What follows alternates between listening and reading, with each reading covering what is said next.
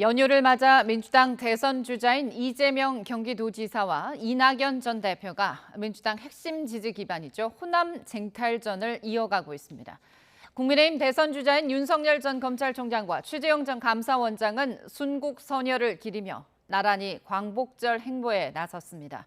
취재 기자 연결합니다. 최하영 기자. 네, 정치부입니다. 네, 먼저 이재명 지사와 이낙연 전 대표 두 사람 모두 이틀째 호남 공략에 나섰죠. 네, 이재명 지사는 전남에, 이낙연 전 대표는 전북에 집중했습니다. 호남은 민주당의 전통적인 지지 기반으로 텃밭 경쟁에 나선 건데요. 먼저 이재명 지사는 광복절을 맞아 여수에 있는 항일 독립운동 기념탑을 찾았습니다. 또 개항 100주년을 맞은 여수항도 둘러보고 간담회를 했는데요. 이 자리에서 최근 기본소득이나 경기도민 100% 재난지원금 논란을 의식한 듯 개혁 실천에는 저항과 갈등이 따른다며 시끄러울지라도 신속하고 강력하게 이행해야 한다고 강조했습니다. 이낙연 전 대표는 이틀째 전북 지역을 집중적으로 훑었습니다.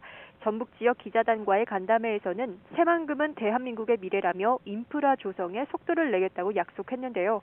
이재명 지사와의 공방에 대해서는 지도자에게 필요한 것이나 지적되는 문제에 대한 확인은 네거티브가 아니라면서 매우 절제하고 있다고 날을 세웠습니다.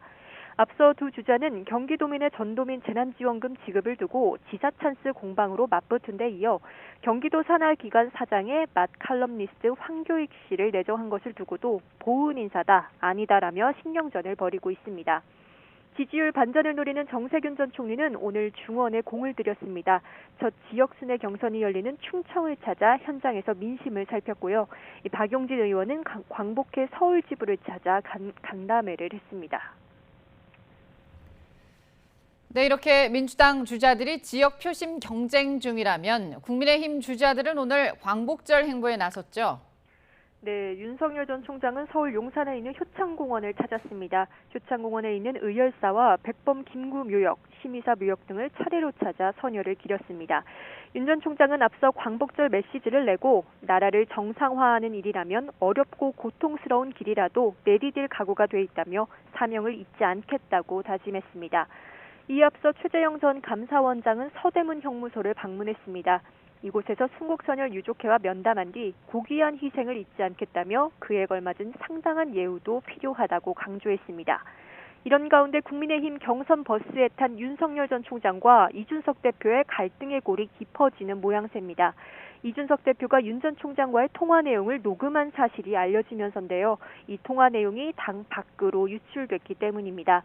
이 전 대표 측은 휴대전화에 자동 녹음 기능이 있었고 기자들의 질문에 통화 내용을 확인해주는 과정에서 일부 내용이 흘러간 것이라고 설명했지만 윤 전 총장은 효창공원 참배 뒤 기자들과 만나 국민의힘부터 공정과 상식으로 단단하게 무장돼야 한다고 생각한다며 사실상 불편한 심경을 내비쳤습니다.